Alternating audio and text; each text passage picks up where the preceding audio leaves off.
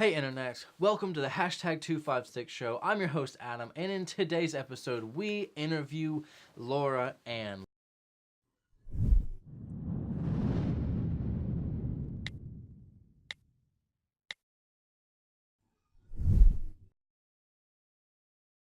Laura, it is wonderful to have you on the episode. Welcome, and let's just dive right into the interview. All right. Excellent. So, I connected with you on Facebook because I saw that you were in the film industry around town in the Huntsville area. What got you into the filmmaking industry?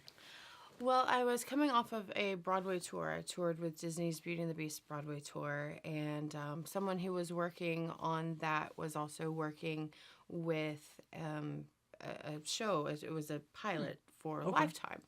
And they contacted me and asked me if I'd like to come on. And so I started out in talent on camera and worked on a few different projects. Started out, like day player work, background work, that kind of thing. And I decided, well, I didn't decide, but I just felt like I had so many stories to tell myself. Right. And so then I just started learning. Right. And researching and, doing my homework about film and all of that entails and how to get in and all of that. And so I just started really concentrating on screenwriting. Okay. And learn how to do that first. And a lot of the things that were being said was, if you're starting out and you're a writer, best way to get your foot in is to produce your own stuff. And so that's what I started doing, was producing my own stuff. I love it. So what is the most fun project that you've worked on to date? I would say probably the most fun project I worked on was actually for the 72-hour project. The film festival we did recently. Yes. A couple of months ago. But not the one that we did this last year, but the one the year first before. One. Okay, yes. okay. The very first one that was in 2018. Okay. That one was a lot of fun just because it was the first time I ever did anything like that. Gotcha. And the team that we had, we just gelled, we meshed, and we had a lot of fun, and of course we won that year. Awesome. Yeah, we had Congratulations. we had best film, best editing, and best acting. Nice. And so we had a lot of fun with that. We partied and For sure. Yeah. For sure. Yeah, it was fun. Absolutely, and I kind of working on the one we did back in March with Lucas, the guy behind the camera here. I felt the same way. It was our first thing working together, and it was vibing and gelling and all.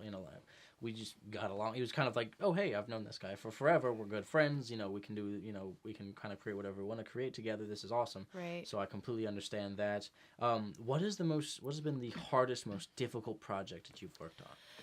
I would say the most difficult project that I have produced would be Pretty Big Girl. And the reason why is because I produced a lot of short films, but this was my first project where we were aiming to create a feature. I got you. Okay. And, it's a whole flight of stairs difference in producing shorts and producing a feature and just figuring out the dynamics of all of that. Absolutely. And pulling together a team that could work on that. And with a short, you can pull together people who are willing to just work and have fun and all of that. Right. But when you're working on a feature, to get quality, you've got to be able to pay people. For sure. And so that was our biggest challenge with that, was coming up with the money and finding it. And it took us a little while, but we ended up finding a single investor who invested in producing our proof of concept. I like it. Okay. And so we created a proof of concept for that. And I think also it was most difficult for me because it was a story based upon my own emotional journey. Okay. And I was going to direct it, but the whole team was like, no. They're like, no, you're not directing this. You're playing the role. And I was like, no.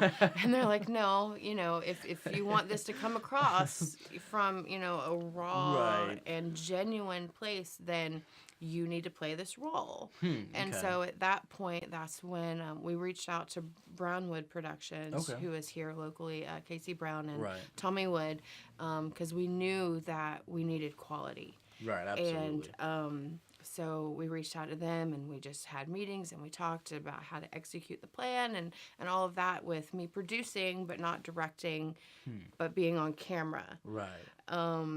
So that was it was a difficult project, and like afterwards it was difficult for me because it drummed up, is that a word? Yeah. It drummed up a lot of like emotions and stuff that I'd like suppressed for a really long Yeah, time. I can believe that. And having to, for it to be believable on camera, I had Right. to go back and feel that stuff again. Oh man. And so yeah, I went into like a really deep depression for about 3 months. Wow. Okay. After that. Just, I'm not like a method actor, but Right. I mean, when you go through your own story and relive your own pains and emotions, I can only imagine. Yeah. What that, going through that and then realizing, oh wait, I'm going back into kind of real life, and wow, yeah, I can't even begin to imagine. That sounds pretty crazy. Yeah, I can see that being your hardest project. Yeah. Absolutely. So what is let's turn the tide, go back up to the happiness, right?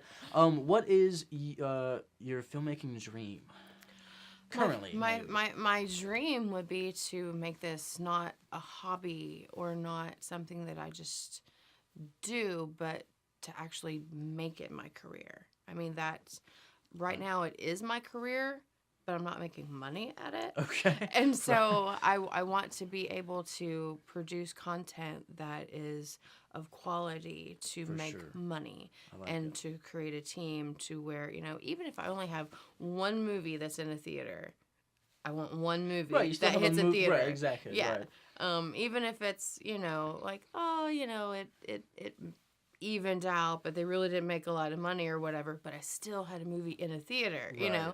So that's where I want to get with that. But I also want to open a school for filmmaking. Oh, okay. Yeah. So, I like it. I like it. That the feeling of having a movie in a theater, even though I've only had one in one theater. It was years ago. The last short film I ever, first and last short film I've done, did when I was in high school. I was the stunt and fight choreographer. It was, a couple of high school kids, really low budget kind of thing. right. And the guy who produced it was able to get it in one of the theaters in the Monaco.